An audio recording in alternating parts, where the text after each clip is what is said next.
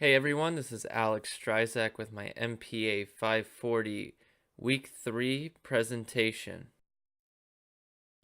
So this week's presentation will look at compensation and HR in the public workforce. Uh, we were given three definitions of compensation that it quantifies the individual organization relationship, aligns individual and organizational objectives, and often causes discontent as people compare themselves with others. And as you can see from the photo, sometimes it may feel like someone's got the golden trophy and you don't have that. And you may, because you're comparing yourself. I don't have it and they have it.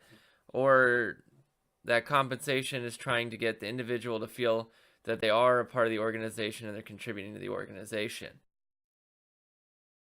So the two definitions I chose to talk about in this presentation are that compensation aligns individuals and organizational objectives, and that compensation often causes discontent as people compare themselves with others.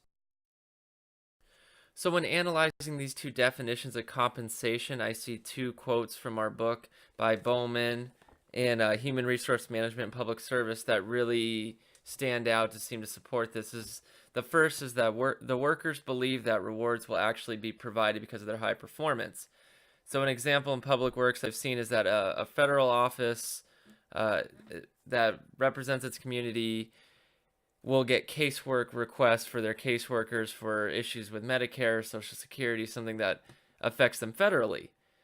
And a good manager I've seen is we have weekly staff meetings, and at the beginning of every weekly meeting, we start with what was a good outcome that the casework team wants to share, what's a positive, how did we help somebody this week, and it keeps us progressing towards the target of helping as many people as possible, and also keeps the caseworkers motivated because they're always coming up with the best story.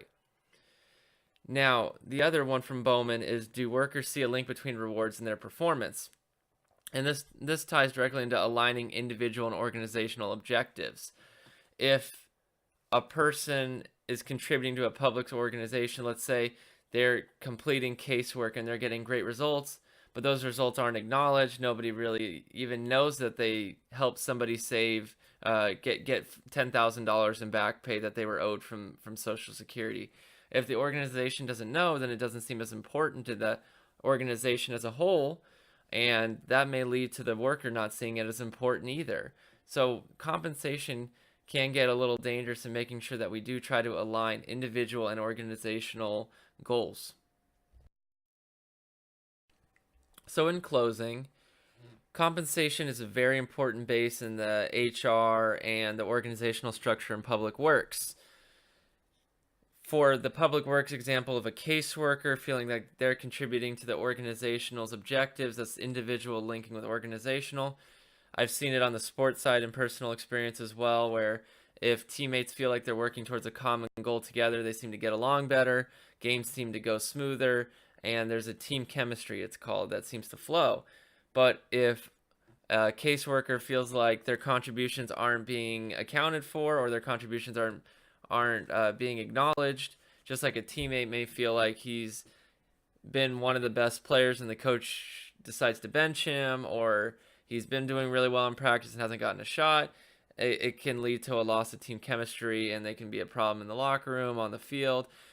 The point is that if people start to compare themselves with others in the organization, or if people start to compare their own objectives not being met by the organizational objectives, it can lead to a lot of disagreements and issues in the organization. So having the right compensation to where an individual feels like they are a part of the organizational's goals and objectives, and they don't feel like they have to compare themselves to what other coworkers are getting or are doing, that's when an organization can run smoothly, efficiently, and with satisfaction from its employees.